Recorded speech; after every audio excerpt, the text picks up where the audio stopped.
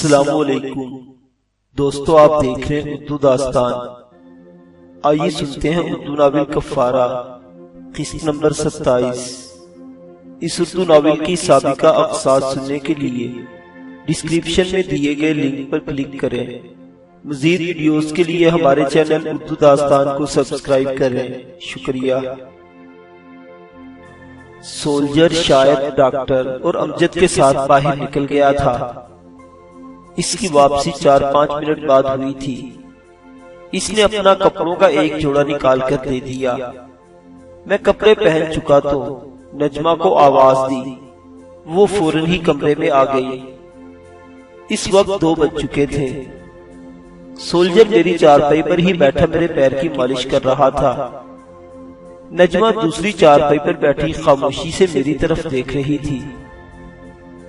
بس کرو یار، اب سو جاؤ تم، کافی رات گزر گئی ہے۔ لیکن میں کہتے کہتے خاموش ہو کر سولجر کی طرف دیکھنے لگا۔ تم فکر ہی نہ کرو روفی باؤ، وہ میری ادھوری بات کا مطلب سمجھ گیا۔ تم لوگ آرام سے یہاں سو جاؤ، دوسرے کمرے میں ایک چارپائی پڑی ہے، میں وہاں سو جاتا ہوں۔ سولجر کمرے سے چلا گیا۔ اس نے دروازہ کھلا ہی چھوڑ دیا۔ نجمہ نے میری طرف دیکھا اور پھر آہستہ آہستہ اپنی چارپائی پر دراز ہوتی چلی گئی۔ میرا خیال ہے تمہیں نیند تو نہیں آ رہی ہوگی، میں نے اس کی طرف دیکھتے ہوئے مدھم لہجے میں کہا۔ ہاں، نیند تو واقعی نہیں آ رہی، نجمہ نے میری طرف کروٹ بدلتے ہوئے کہا۔ اس نے کوہنی کھڑی کر کے سر ہتھیلی پر ٹکا لیا تھا۔ ایک عجیب سی وحشت طاری ہے، ذہن پر ایک انجانا سا خوف۔ تاجی بہت چالاک اور گھام عورت ہے، وہ ہمارا پتہ ضرور لگا لے گی۔ تمہیں خوفزدہ ہونے کی ضرورت نہیں، اس کے فرشتے بھی یہاں تک نہیں پہنچ سکتے، میں نے جواب دیا۔ لیکن تم نے یہ سب کچھ کیوں کیا؟ میں نے تو وہاں سنا تھا کہ تم تاجی کی چھوٹی بہن ہو۔ ایک اجنبی کے لیے تم نے اپنی بہن کو کیوں دھوکہ دیا؟ ہمارا آپس میں کوئی رشتہ نہیں ہے، نجمہ نے جواب دیا۔ تاجی ایک طوائف ہے اور میرا تعلق ایک شریف گھرانے سے ہے۔ لیکن اس نے خاموش ہو کر گہرا سانس لیا۔ لیکن اب میں بھی کہاں شریف عورت رہی ہوں، اپنے خاندان کی عزت کو مٹی میں ملا چکی ہوں۔ تاجی نے تو مجھے بھی طوائف بنا دیا ہے۔ لگتا ہے تاجی نے تمہیں اچھی خاصی چوٹ دی ہے، میں نے کہا۔ میں تمہاری کہانی سننا چاہتا ہوں، تمہارے بارے میں سب کچھ جاننا چاہتا ہوں۔ ایک دوسرے کو جاننے کے بعد ہم بہتر طور پر ایک دوسرے کی مدد کر سکیں گے۔ اب کوئی میری مدد کیا کرے گا؟ میرا سب کچھ لٹ چکا ہے، اس نے ٹھنڈا سانس بھرتے ہوئے جواب دیا۔ میں گہری نظروں سے اس کی طرف دیکھ رہا تھا۔ کئی لمحات خاموشی میں گزر گئے، پھر وہ خود ہی مدھم سے لہجے میں کہنے لگی۔ میرا تعلق جڑا والا کے ایک متوسط مذہبی گھرانے سے ہے۔ میرے والد ایک کاروباری آدمی ہیں، اناج منڈی میں ان کی آڑت کی بہت بڑی دکان ہے۔ وہ 5 وقت کے نمازی تھے، گھر میں بھی سب لوگ پابندی سے نماز پڑھا کرتے تھے۔ ایک روز میں اپنی چھوٹی بہن کے ساتھ کسی کام سے گھر سے نکلی۔ ہم دونوں نے برقعے پہن رکھے تھے، آنکھوں کے سوا جسم کا کوئی حصہ ایسا نہیں تھا جس پر کسی کی نظر پڑ سکتی۔ ہم دونوں اپنی ایک دوست راشدہ کے گھر آئے۔ راشدہ کے گھر والے بڑے پڑھے لکھے تھے، آزاد خیال تھے، ان کے ماحول میں گھٹن نہیں تھی، جبکہ مجھے اپنے گھر کے مذہبی اور شریفانہ ماحول میں گھٹن محسوس ہوتی تھی، اور شریعت نے جو پابندیاں عائد کی ہیں وہ مجھے اچھی نہیں لگتی تھی۔ مجھے آزاد خیالی اچھی لگتی تھی۔ وہیں میری ملاقات ممتاز سے ہوئی۔ ممتاز بیگم لاہور کی ایک سوشل ورکر تھی، ایک NGO چلا رہی تھی اور اسی کام کے سلسلے میں جڑا والے آئی ہوئی تھی۔ مجھے بھی سوشل اور سماجی کاموں کا شوق تھا۔ میں تو کالج کی ویلفیئر سوسائٹی کی عہدیدار بھی تھی۔ ممتاز بیگم میرے بارے میں جان کر بہت خوش ہوئی۔ میں نے چھوٹی بہن کو تو گھر واپس بھیج دیا اور خود راشدہ کے گھر میں بیٹھی ممتاز بیگم سے باتیں کرتی رہی۔ اس کی باتوں سے آتش شوق بھڑک اٹھی۔ میں روزانہ ممتاز بیگم سے ملنے لگی۔ ممتاز بیگم چودھری اکرام نامی ایک بڑے آدمی کی کوٹھی میں رہائش پذیر تھی۔ اس روز میں ممتاز بیگم سے مل کر اس کوٹھی سے نکل رہی تھی۔ میرے ساتھ ایک لڑکا اور 2 لڑکیاں اور بھی تھی۔ میں نے برقع پہن رکھا تھا لیکن نقاب چہرے سے ہٹا ہوا تھا، اور اس وقت ہم تینوں لڑکیاں کسی بات پر قہقہے لگا رہی تھی۔ اتفاق سے میرا چھوٹا بھائی اپنے کسی دوست کے ساتھ موٹر سائیکل پر اس طرف سے گزرا۔ اس نے مجھے دیکھ لیا۔ اس وقت تو وہ رکے بغیر چلا گیا۔ میں جب گھر پہنچی تو میرا بھائی میرا منتظر تھا۔ مجھے دیکھتے ہی بھائی کا چہرہ غصے سے لال ہو گیا۔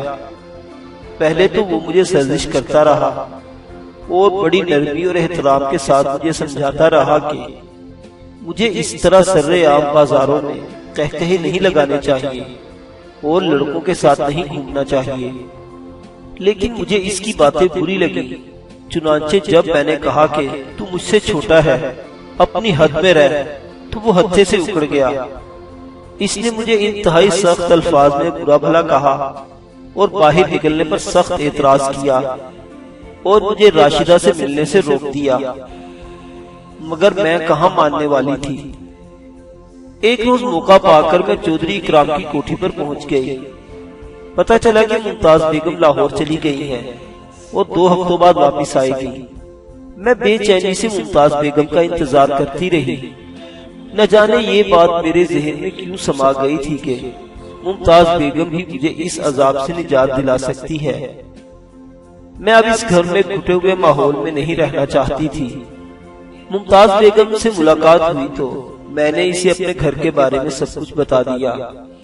وہ بہت حیران ہوئی کہ میں اس ماحول میں کیسے زندہ ہوں۔ میں اس کی ہمدردانہ باتوں سے بہت متاثر ہوئی۔ اس نے مجھے پیشکش کی کہ اگر میں اس کے ساتھ لاہور چلی چلوں تو سب ٹھیک ہو جائے گا۔ میں نے اپنے بھائی اور باپ کی طرف سے خدشات ظاہر کیے تو اس نے مجھے اطمینان دلایا کہ وہ میرا کچھ نہیں بگاڑ سکیں گے۔ میں بالغ ہوں اور اپنی مرضی سے زندگی گزارنے کا حق رکھتی ہوں۔ مجھے اپنے گھر والوں سے شدید نفرت ہو چکی تھی۔ میں اس عذاب سے نکلنا چاہتی تھی۔ والد اور بھائی کو جب پتا چلا کہ میں کسی سوشل ورکر عورت سے ملنے جاتی ہوں تو انہوں نے میرے گھر سے نکلنے پر بھی پابندی لگا دی، اور پھر ایک روز میں ساری پابندیاں توڑ کر گھر سے نکل آئی۔ ممتاز بیگم اسی روز مجھے اپنی کار میں لاہور لے آئی اور میں نے سکھ کا سانس لیا کہ اس جہنم سے نکل آئی۔ لیکن یہ میری خوش فہمی بھی بہت جلد دور ہو گئی کہ میں آزاد ہو گئی ہوں۔ حقیقت یہ ہے کہ میں گھر کی جنت سے نکل کر جہنم میں آ گئی تھی۔ نجمہ خاموش ہو کر گہرے گہرے سانس لینے لگی۔ وہ کروٹ کے بل لیٹی ہوئی تھی۔ ممتاز مجھے سمر آباد کی ایک کوٹھی میں لے آئی۔ وہاں بہت سے لوگوں کی آمد و رفت رہتی تھی۔ ان میں بڑے بڑے دولت مند لوگ بھی تھے، جوان اور حسین لڑکیاں بھی۔ پہلے تو میں یہی سمجھتی رہی کہ چونکہ ممتاز بیگم NGO چلا رہی ہیں اور اس کے پاس آنے والے یہ سب لوگ سماجی کارکن ہیں، مگر چند روز بعد یہ سنسنی خیز انکشاف ہوا کہ ممتاز بیگم NGO کی آڑ میں چکلا خانہ چلا رہی تھی۔ اس رات 10 بجے کے قریب میں اپنے کمرے میں بیٹھی کوئی کتاب پڑھ رہی تھی کہ ممتاز بیگم نے مجھے ڈرائنگ روم میں بلا لیا۔ وہاں ایک ادھیڑ عمر آدمی بیٹھا ہوا تھا۔ عمر شاید 40 کے لگ بھگ رہی ہوگی۔ کلین شیو، سر کے بالوں میں سفید چاندی جھلک رہی تھی۔ اپنی عمر کے اعتبار سے وہ خاصا صحت مند آدمی تھا۔ قیمتی لباس پہن رکھا تھا۔ اس نے بڑی گہری نظروں سے میری طرف دیکھا تھا۔ نجمہ بیٹی، ممتاز بیگم نے اس شخص کی طرف اشارہ کرتے ہوئے کہا، یہ رشید ترابی صاحب ہیں، شہر کے ایک نامور رئیس اور مشہور سماجی کارکن۔ یہ مرد ہو کر بھی حقوق نسواں کی جنگ لڑ رہے ہیں۔ عورتوں پر ہونے والے مظالم کے خلاف انہوں نے مردوں کے خلاف ایک محاذ کھول رکھا ہے۔ آج ان کے ہاں اسی سلسلے میں ایک میٹنگ ہے۔ کل انہوں نے مجھے صبح بتایا تھا، لیکن آج یہ خود مجھے لینے کے لیے آ گئے ہیں۔ میری طبیعت ٹھیک نہیں ہے، میری جگہ تم ان کے ساتھ چلی جاؤ۔ میں نے حیرت سے اس کی طرف دیکھا۔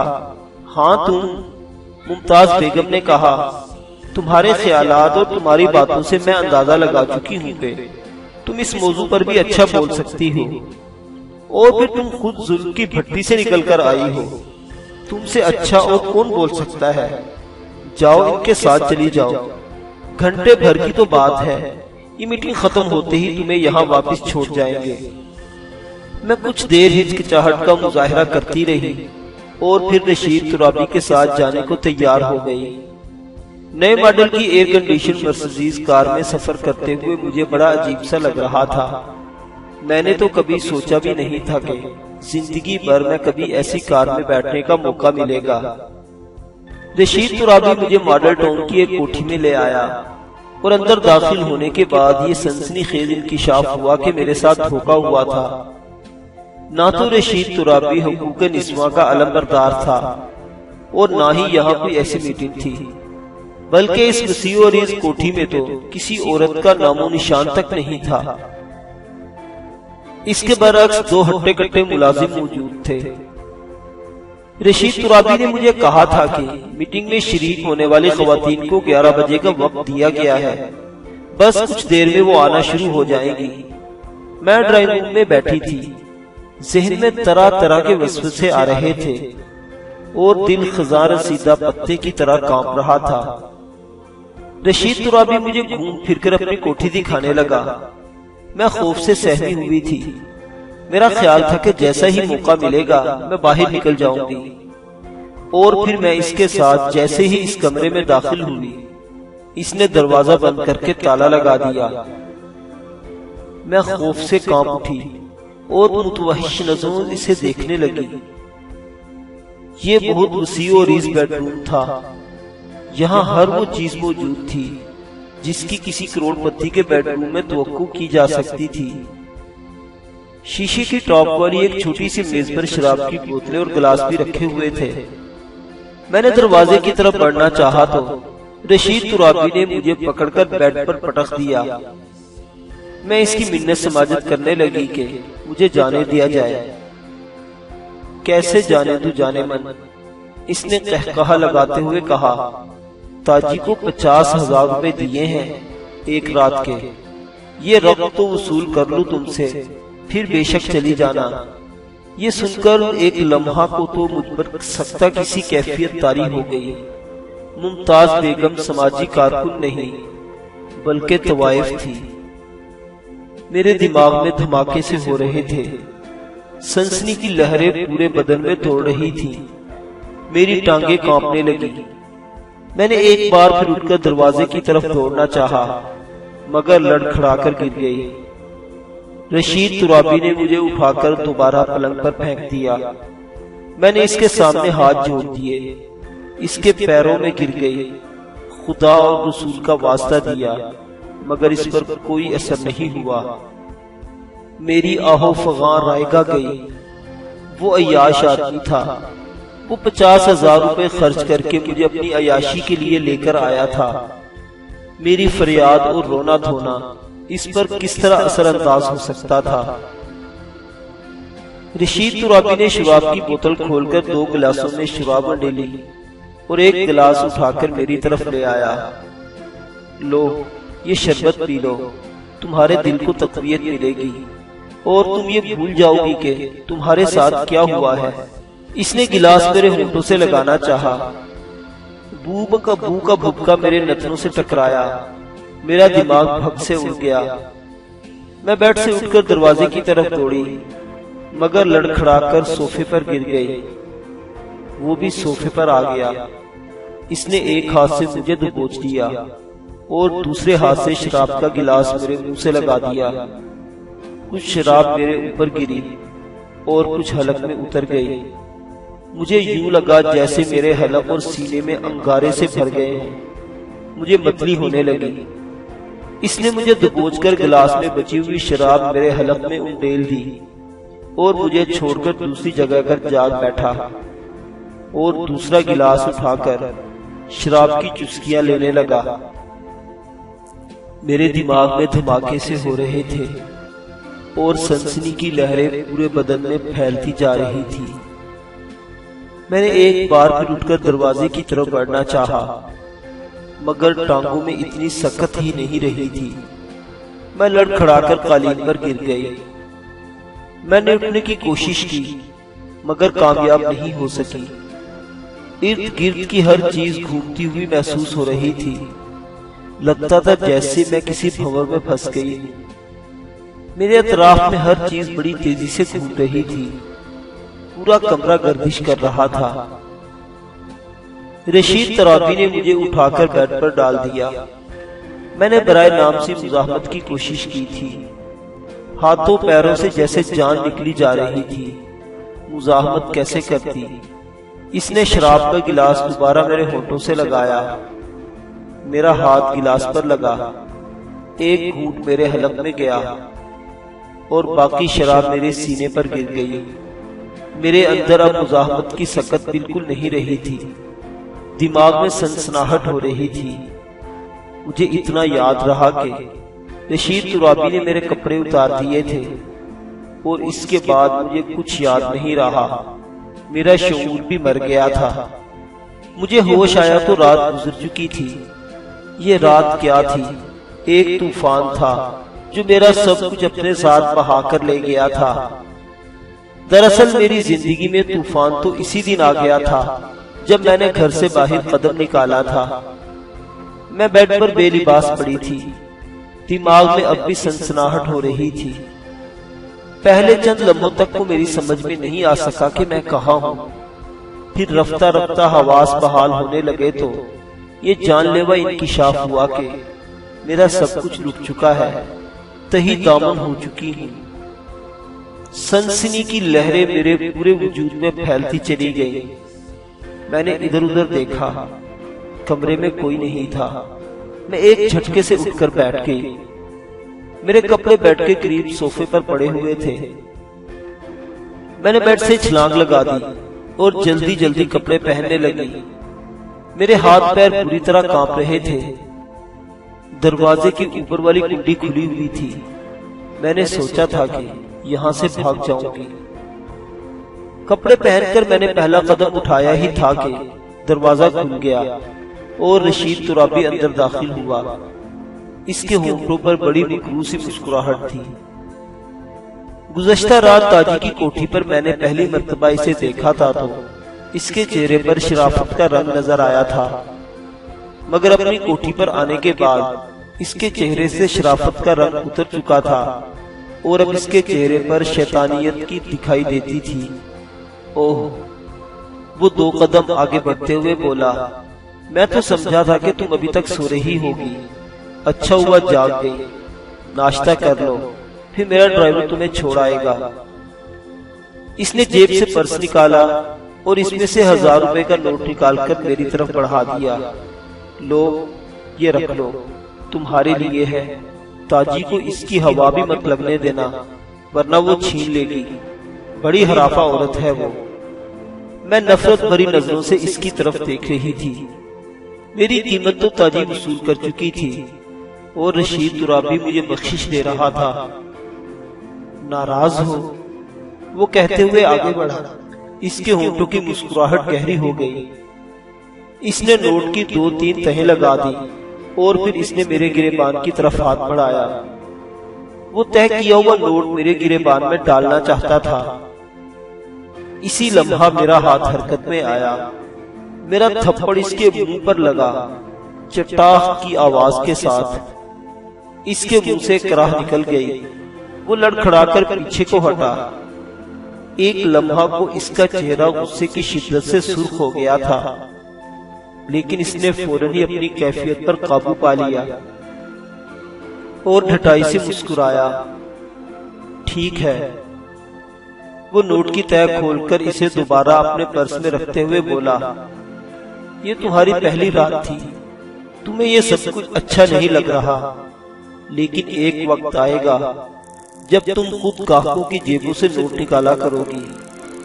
چلو، ناشتہ تیار ہے۔ مجھے نہیں کرنا ناشتہ، میں جا رہی ہوں، میں نے کہا اور دروازے کی طرف قدم بڑھا دیا۔ وہ بھی میرے پیچھے ہی کمرے سے باہر نکل آیا۔ میں راہداری اور وسیع لان سے ہوتی ہوئی برآمدے والے دروازے سے باہر آ گئی۔ پورچ میں کار کھڑی تھی، قریب ہی ایک گن مین بھی کھڑا تھا۔ کل رات میں نے اس گن مین کو نہیں دیکھا تھا۔ رشید ترابی بھی میرے پیچھے ہی برآمدے میں آ چکا تھا۔ اس نے گن مین کو اشارہ کیا۔ میں برآمدے سے اتر کر گیٹ کی طرف جا رہی تھی، مگر گن مین نے مجھے بازو سے پکڑ کر کار کی طرف لے گیا اور پچھلی سیٹ کا دروازہ کھول کر مجھے اندر دھکیل دیا اور خود بھی میرے ساتھ بیٹھ گیا۔ رشید ترابی ڈرائیونگ سیٹ پر بیٹھ گیا۔ کار گیٹ سے نکل کر مختلف سڑکوں پر سے ہوتی ہوئی تقریباً آدھے گھنٹے بعد ممتاز کی کوٹھی کے سامنے رک گئی۔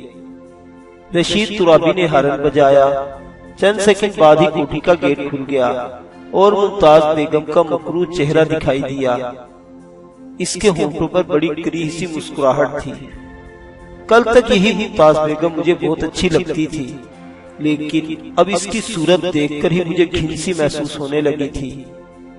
میرے ساتھ بیٹھے ہوئے گن مین نے میری طرف جھک کر دروازہ کھولا۔ جھکتے ہوئے اس نے جان بوجھ کر اپنا سارا بوجھ میرے اوپر ڈال دیا۔ دروازہ کھلتے ہی میں نیچے اتر گئی۔ میرا خیال ہے اس وقت صبح کے 10 بجے ہوں گے۔ گلی میں بعض کوٹھیوں کے سامنے کاریں تو کھڑی تھی، مگر کسی ذی روح دکھائی نہیں دے رہا تھا۔ میں جیسے ہی کار سے اتری، ممتاز بیگم مسکراتی ہوئی دونوں ہاتھ پھیلا کر میری طرف بڑھی۔ اس کا خیال تھا کہ میں اس کے گلے لگ جاؤں گی، لیکن میرا زوردار تھپڑ اس کے منہ پر پڑا تو اس کے منہ سے چیخ نکل گئی۔ وہ ایک لمحہ کو بدحواس سی ہوئی، لیکن اس نے فوراً اپنے آپ کو سنبھال لیا۔ غصے کی شدت سے اس کا چہرہ سرخ ہو گیا اور آنکھوں سے چنگاریاں سی پھوٹنے لگی۔ اس نے میرا ہاتھ پکڑ لیا اور مجھے گھسیٹتی ہوئی اندر لے جانے لگی۔ رشید ترابی کار آگے بڑھا کر لے گیا تھا۔ مجھے اندر گھسیٹ کر ممتاز نے گیٹ دھڑ سے بند کر دیا اور مجھے کھینچتی ہوئی برآمدے میں لے آئی۔ اس وقت میں نے ایک جھٹکے سے اپنا ہاتھ چھڑا لیا اور ممتاز پر پل پڑی۔ وہ نیچے گر گئی۔ میں نے اس کے بال پکڑ لیے اور اس کے جسم پر ٹھوکریں برسانے لگی۔ ممتاز بری طرح چیخ رہی تھی۔ اس کی چیخوں کی آوازیں سن کر شکیل اور 2 لڑکیاں دوڑتی ہوئی آ گئیں۔ وہ تینوں ممتاز کو میری گرفت سے چھڑانے کی کوشش کرنے لگی، لیکن مجھ پر جنون طاری تھا۔ میں ممتاز کو مار ڈالنا چاہتی تھی جس نے میری زندگی برباد کی تھی۔ شکیل نے مجھ پر کھوسے برسانا شروع کر دیے۔ سینے پر لگنے والے ایک زوردار کھوسے سے میں چیخ اٹھی۔ ممتاز میرے ہاتھ سے نکل گئی۔ شکیل مجھے مارتا اور گھسیٹتا اندر لے گیا۔ کچھ دیر بعد 2 لڑکیاں ممتاز کو بھی لے کر آئیں۔ وہ خوار نظروں سے میری طرف دیکھ رہی تھی اور پھر وہ مجھ پر پل پڑی۔ شکیل اور تاجی مجھے بری طرح پیٹ رہے تھے، جبکہ دونوں لڑکیاں خاموشی سے ایک طرف کھڑی یہ تماشا دیکھ رہی تھی۔ میں پٹتی رہی اور چیختی رہی اور پھر انہوں نے مجھے لے جا کر ایک کمرے میں پھینک دیا۔ یہ کمرہ بالکل خالی تھا، فرنیچر نام کی کوئی چیز نہیں تھی۔ میں فرش پر پڑی کراہتی رہی۔ میرے جسم کا جوڑ جوڑ دکھ رہا تھا۔ درد کی ٹیسیں پورے بدن میں پھیل رہی تھی۔ پورا دن گزر گیا، کسی نے کمرے میں جھانک کر دیکھا تک نہیں، اور پھر رات بھی گزر گئی۔ میں رات بھر کراہتی رہی تھی، مگر مجھے پوچھنے یا دیکھنے کے لیے کوئی نہیں آیا تھا۔ اگلی دوپہر کا وقت تھا، جس پر چوٹوں کی تکلیف تو تھی ہی، بھوک اور پیاس سے میری بری حالت ہو رہی تھی۔ پیٹ میں گرے سی پڑ رہی تھی اور حلق خشک ہو رہا تھا۔ کانٹے کی طرح اکڑی ہوئی زبان بار بار تالو میں چبھ رہی تھی۔ میری قوت برداشت جواب دے گئی اور میں اٹھ کر دروازہ دھڑدھڑانے لگی۔ میں جانتی تھی گھر میں سب لوگ موجود تھے، مجھے ان کی آواز بھی سنائی دے رہی تھی، مگر کسی نے دروازہ نہیں کھولا۔ شام ہونے لگی، کھڑکی کے باہر اندھیرا چھا گیا۔ میں اٹھ کر کھڑکی کے سامنے کھڑی ہو گئی۔ یہ کھڑکی اپنی سمت میں تھی، اس طرف جھاڑ جھنکار اور چند درختوں کے سوا کچھ نہیں تھا۔ کھڑکی سے گاڑیوں کی آمد و رفت کی آوازیں سنائی دے رہی تھی، مگر وہ سامنے کی طرف تھی۔ کوٹھی میں لوگوں کی آمد و رفت تو پہلے بھی نہیں تھی۔ لوگ جانتے تھے کہ وہ سب لوگ سماجی کارکن ہیں، کسی نہ کسی حوالے سے خدمت خلق کر رہے ہیں، لیکن کل رات سب کچھ مجھ پر عیاں ہو گیا تھا۔ یہاں آنے والی عورتیں طوائفی تھیں اور مرد ان کے گاہک۔ ممتاز بیگم کی یہ کوٹھی عیاشی کا بہت بڑا اڈا تھی، وہ لوگوں کو لڑکیاں سپلائی کرتی تھی۔ یہ وقت گاہکوں کی آمد و رفت کا تھا۔ میں دیر تک دروازہ دھڑدھڑاتی رہی، مگر کسی نے اس طرف توجہ نہیں دی تھی۔ اگر کسی گاہک نے آواز سنی بھی ہوگی تو نظر انداز کر دیا ہوگا۔ وہ سب جانتے تھے کہ یہاں لڑکیوں کو اغوا کر کے یا خرید کر لایا جاتا ہے۔ وہ مزاحمت کرتی ہوں گی، شور مچاتی ہوں گی اور انہیں سزا بھی دی جاتی ہوگی۔ وہ لوگ سب کچھ جانتے تھے، مگر جان بوجھ کر آنکھیں اور کان بند کر رکھے تھے۔ انہیں صرف اپنی عیاشی سے غرض تھی۔ میں زیادہ دیر کھڑی نہیں رہ سکی تھی، لڑکھڑا کر دروازے کے قریب ہی گر گئی۔ پیاس کی شدت سے حلق میں کانٹے چبھ رہے تھے اور بھوک سے پیٹ میں اینٹھن ہو رہی تھی۔ میری آنکھوں کے سامنے تاریکی چھانے لگی۔ شاید رات کے 1 یا 2 بجے کا وقت ہوگا۔ دروازہ کھلنے کی آواز سن کر میں نے آنکھیں کھول دی۔ وہ ممتاز اور شکیل تھے۔ میرے اندر اتنی سکت نہیں تھی کہ اپنی جگہ سے حرکت کر سکوں۔ ممتاز میرے سامنے آ کر رک گئی، چند لمحے بے رحمانہ نظروں سے میری طرف دیکھتی رہی، پھر میری ٹانگوں پر ٹھوکر مارتے ہوئے بولی، امید ہے تمہارے ہوش ٹھکانے آ چکے ہوں گے۔ پانی، مجھے پانی دو۔ میرے منہ سے آواز بمشکل نکل سکی تھی۔ ممتاز نے مڑ کر شکیل کی طرف دیکھا، وہ فوراً ہی باہر نکل گیا۔ ممتاز میرے سامنے بیٹھ گئی، اس نے مجھے سہارا دے کر بٹھایا۔ کیا حالت ہو رہی ہے تمہاری؟ اس کے لہجے میں ہلکا سا تعصب تھا۔ یہ سب کچھ تمہاری غلطی کی وجہ سے ہوا ہے۔ تمہیں گھر سے قدم نکالنے سے پہلے سوچ لینا چاہیے تھا کہ اس کا انجام کیا ہوگا۔ تم نے مجھے دھوکہ دیا، میری زندگی برباد کر دی۔ میں تمہیں چھوڑوں گی نہیں، میں نے رک رک کر جواب دیا۔ اوہو، وہ ایک جھٹکے سے اٹھ گئی۔ قصباً ابھی باقی ہے، مجھے دھمکی دے رہی ہو، مگر تم کیا کر سکو گی؟ وہ خونخوار نظروں سے میری طرف دیکھ رہی تھی۔ کیا کر سکتی ہو تم زندگی کے ایسے موڑ پر آ چکی ہو جہاں تمہارے لیے کوئی چوائس نہیں رہی۔ گھر واپس جانا چاہتی ہو؟ میں کل صبح تمہیں ساتھ لے کر تمہارے گھر کے دروازے پر چھوڑ دوں گی، لیکن کیا تم اس گھر میں قدم رکھ سکو گی؟ کیا تم اس قابل رہی ہو کہ اپنے گھر یا خاندان والوں کو صورت دکھا سکو؟ وہ چند لمحوں کو خاموش ہوئی، پھر بولی، میں نے تمہیں دھوکہ دیا ہے، مانتی ہوں۔ تم مجھے چھوڑ کر جانا چاہتی ہو، مجھے کوئی اعتراض نہیں، دروازے کھلے ہیں، تمہیں کوئی نہیں روکے گا، جہاں جانا چاہو جا سکتی ہو۔ لیکن ایک بات ذہن میں رکھنا، یہ دنیا خونخوار درندوں سے بھری پڑی ہے۔ قدم قدم پر تمہیں انسان کے روپ میں خونخوار بھیڑیے ملیں گے جو تمہیں ادھیڑ کر رکھ دیں گے۔ ایک کے پنجوں سے نکلو گی تو دوسرا تمہیں نوچنے کے لیے تیار بیٹھا ہوگا، اور تمہارا جو انجام ہوگا تم اس کا تصور بھی نہیں کر سکو گی۔ شکیل پانی کا گلاس لے کر آ گیا۔ ممتاز نے اس کے ہاتھ سے گلاس لے لیا اور دوبارہ میرے قریب بیٹھ گئی۔ میں نے جو کہا ہے اس پر غور کرو، اس نے کہتے ہوئے گلاس میرے ہونٹوں سے لگا دیا۔ باہر خونخوار بھیڑیے ہیں، موت ہے، اور اس چار دیواری کے اندر تحفظ ہے، عزت ہے، عیش و آرام ہے۔ تم بھی دوسری لڑکیوں کی طرح عیش کرو گی۔ میں نے پانی کے 2-3 گھونٹ پیے ہی تھے کہ اس نے گلاس میرے ہونٹوں سے ہٹا لیا۔ میری پیاس کچھ اور بھڑک اٹھی۔ میں نے اس کے ہاتھ سے گلاس جھپٹ لیا۔ آدھا پانی میرے کپڑوں پر گرا۔ گلاس میں جو ایک دو گھونٹ بچے تھے وہ میں نے حلق میں انڈیل لیے۔ ممتاز کے ہونٹوں پر بڑی معنی خیز مسکراہٹ آ گئی۔ تمہیں بھوک لگ رہی ہوگی، کھانا کھاؤ گی؟ اس نے پوچھا۔ میں نے جواب دینے کی بجائے نظریں جھکا لی۔ شکیل، شیریں سے کہو نجمہ کے لیے کھانا لگائے، اور تم جا کر سیٹھ لطیف کا پتہ کرو۔ اس نے کل رقم پہنچانے کا وعدہ کیا تھا، لیکن ابھی تک کوئی خبر نہیں۔ اس وقت شکیل کے لہجے میں حیرت تھی۔ رات کے 2 بج رہے ہیں۔ تو کیا ہوا؟ ممتاز بولی۔ ہماری اور سیٹھ لطیف جیسے لوگوں کی زندگی میں رات ہی تو دن ہوتی ہے۔ وہ اسی وقت تمہارے قابو میں آ سکتا ہے، دن میں تو اس کا پتہ نہیں کہاں چلا جاتا ہے۔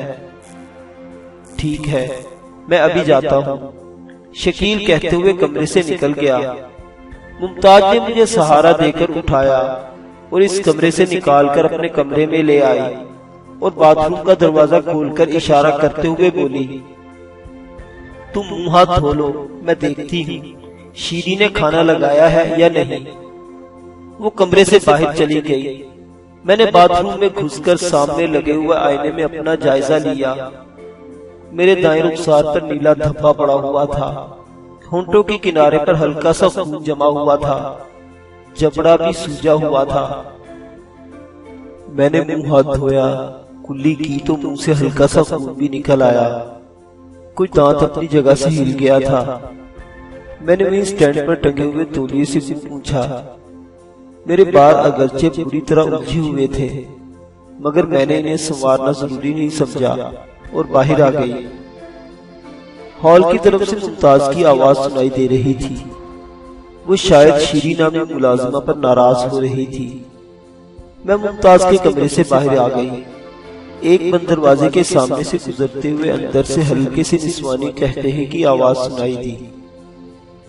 اس کے فوراً ہی بعد ایک مردانہ قہقہا بھی سنائی دیا تھا۔ میں آگے بڑھ گئی۔ ممتاز مجھے لاؤنج ہی میں مل گئی اور مجھے بازو سے پکڑ کر ڈرائنگ روم میں لے گئی۔ میز پر کھانا لگ چکا تھا۔ ایک پلیٹ میں چکن کا سالن تھا۔